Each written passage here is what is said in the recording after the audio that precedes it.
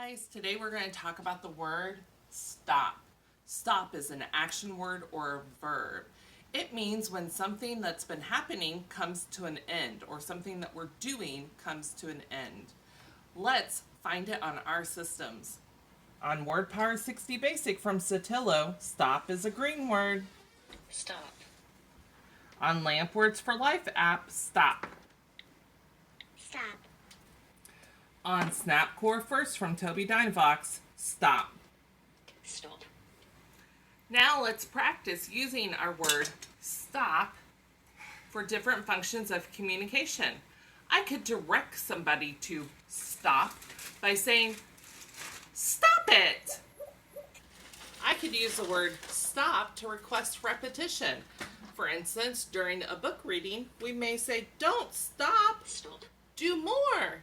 I could label or name using the word stop Stopping. by saying that is a Stop. stop sign. I could use the word stop to take turns. I could say stop. It's my turn. We can use the word stop to negotiate. Can we stop it doing math and start reading? We could express feelings and direct actions by using the word stop. Stop, that hurts.